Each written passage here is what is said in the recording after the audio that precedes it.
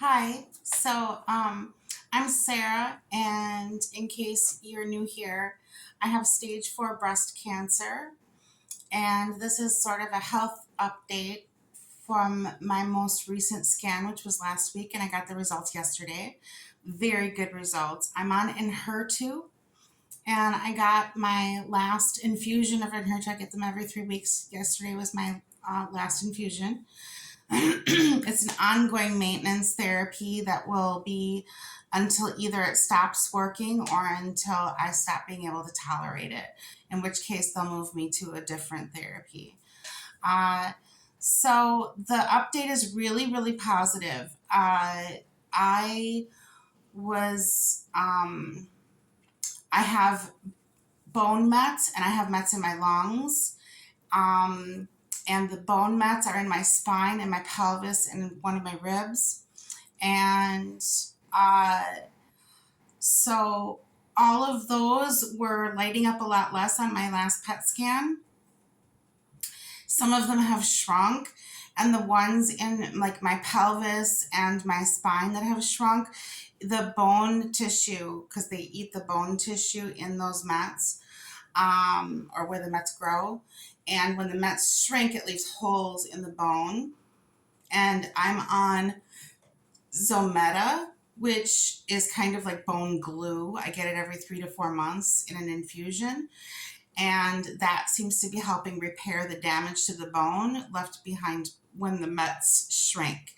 So that's a really good sign, because when you're in treatment for stage 4 cancer, the maintenance treatment is just basically like trying to slow the progress of your disease. Cancer is a progressive disease, and so it slows the progress of the disease and gives you more time. They're not like treating it like a lower stage cancer where they're doing everything they can to fight it, and they'll even make you kind of sick while they're trying to knock it into remission. The goal is a little different when you have stage 4 cancer treatment. The goal mainly is centered around trying to get control of the cancer and just slow it down to give you more time.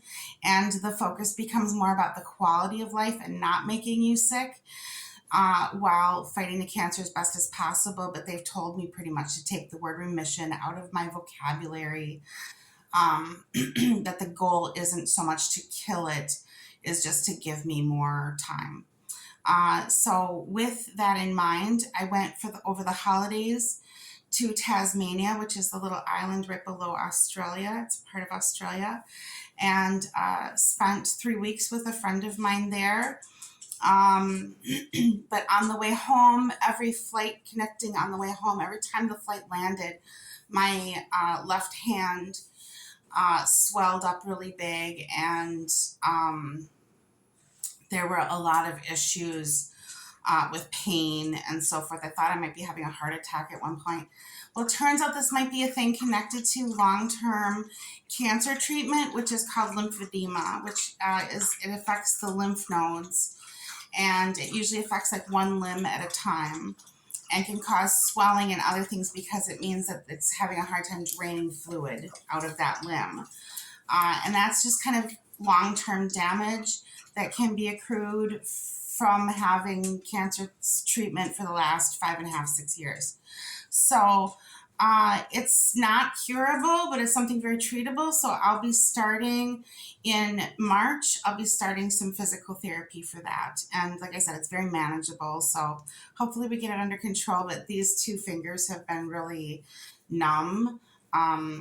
So I'm just trying to, and this is the side where my original tumor developed. So it makes a lot of sense because it's kind of near these lymph nodes, and sometimes these lymph nodes do seem kind of affected. These and in the lymph nodes of my neck seem kind of affected from one scan to the next. So uh, it was probably going to happen over time anyways, so we're going to try to treat that. I also want to shout out to Samantha Lynn. She is a YouTuber that I've been watching for quite a few, I'd say a few years, and she had similar treatments to mine, stage 4 breast cancer. And in her last video I just watched, her husband made the video, and of course that's always sort of an uh-oh. when you watch someone whose channel is cancer related. She passed away. She was on Enhertu as well. I'm not exactly sure the complete cause of her death, but I can leave a link below in the description of this video on YouTube to the most recent thing that kind of it describes her death. It was very sudden, very unexpected, and probably related to her treatment. So my heart felt condolences to her family. I'm very sad about this. I kind of used her good attitude as sort of my inspiration a lot of times to keep myself more upbeat and so forth. So that's very sad news. In other sad news, our little dog Bungee passed away, and it was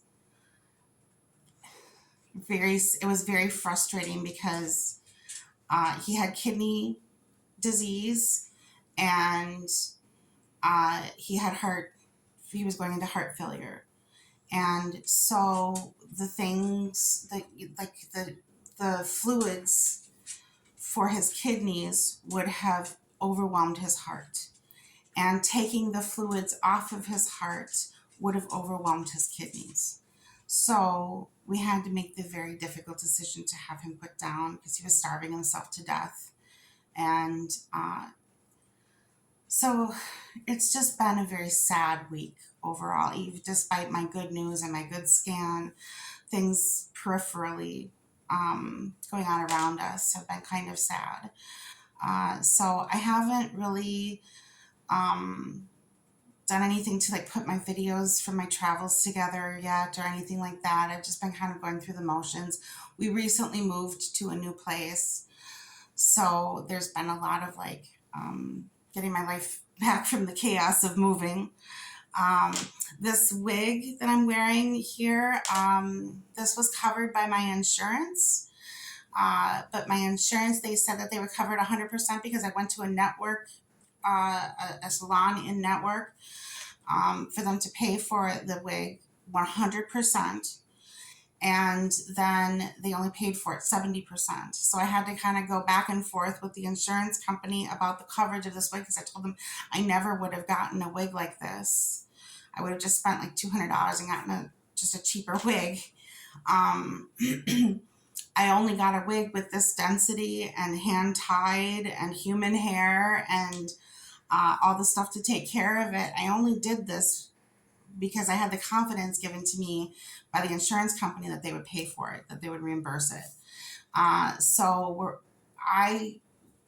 got hung up on a couple times. The insurance company acted like they didn't know what I was talking about at first, and finally, the third time I called, I got through to a very helpful woman. This is United Healthcare, by the way, but she was a very helpful advocate that kind of like she reapproved what was already pre-approved to move that along. So we're still waiting on it, but they're going to be sending the other 30% for the wig, so it's fully covered. They cover one wig per year. I wanted hair that was as close to the hair that I had before I had cancer, and this was about the length I had, it's about the style I had, and this is the color it was.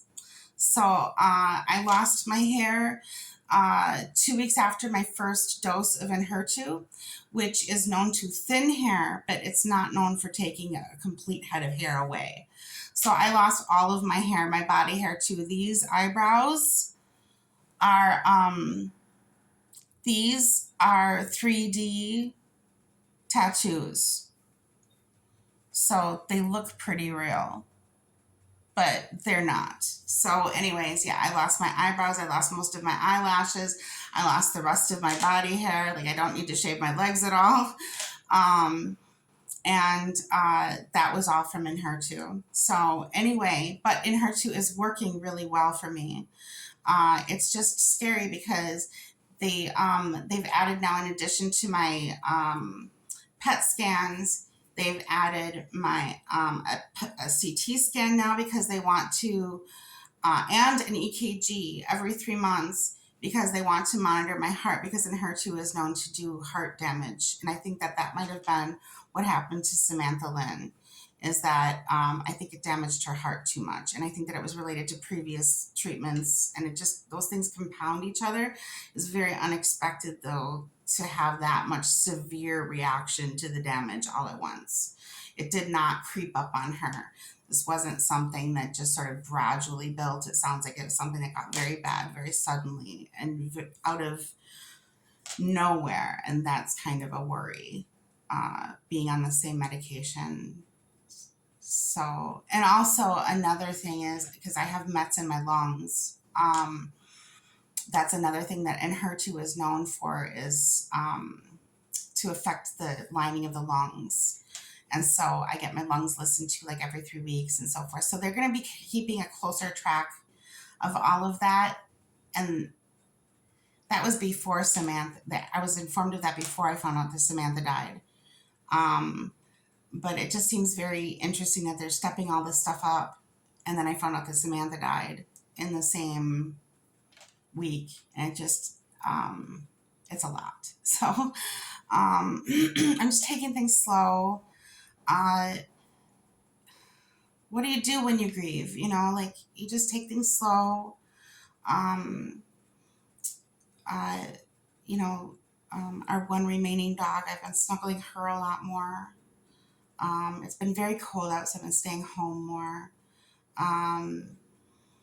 And yeah, just one day at a time. But I'm making plans to see friends. I have a friend that's going to be visiting in like the end of February. She's going to come and stay the weekend. And then I have another friend that I just made arrangements to go see her up in Michigan. She's in Upper Michigan. I'm going to see her at the end of March to visit her. And then I'm also reaching out to another friend, an old friend of mine whose husband passed away. Just kind of reconnecting with her. And so just kind of trying to open up my social network a little wider, so that I'm not leaning on just like one or two friends, that I have more friends to kind of give myself more space. And then possibly looking into maybe seeing about like joining like a cancer group, just for added help with like resources and advice and things like that on the cancer journey. So yeah, just trying to open myself up to new experiences and trying not to lose myself in this wave of grief, these waves of just very sad memory, sad thoughts, and trying to replace some of those sad thoughts with happy memories. And so yeah, anyway, that's pretty much what's going on right now. I'm sorry so much of this overshadows the really cool trip I just took. I would like to do a whole video about that, but I'm having difficulty using DaVinci Resolve right now. It does not seem to be wanting to save any of my files. So this isn't going to be edited. Any types of videos that need editing, there's just on the back burner right now. Everything's waiting until I can find decent software that will update everything I want to do. So please be patient with me if I take a little extra time between videos. I'm not trying to ignore this channel.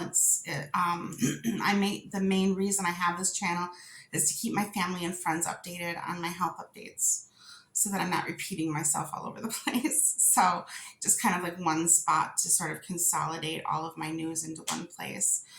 But I'm sorry if I'm a little quiet for a while, and that I've been a little quiet since the holidays.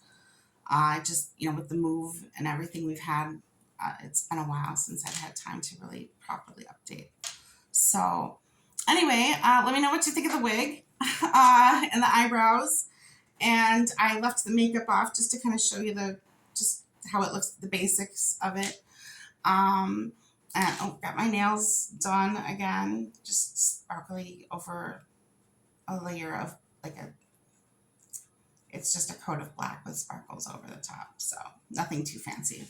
Anyway, yeah, just if you're here because you've got a chronic illness or cancer, um, here's your reminder to just keep trying to infuse, good people in your life.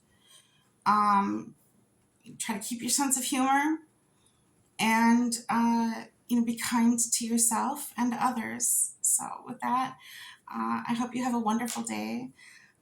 Take care of yourself, and I'll talk again hopefully soon, sooner than last time. So take care. Bye.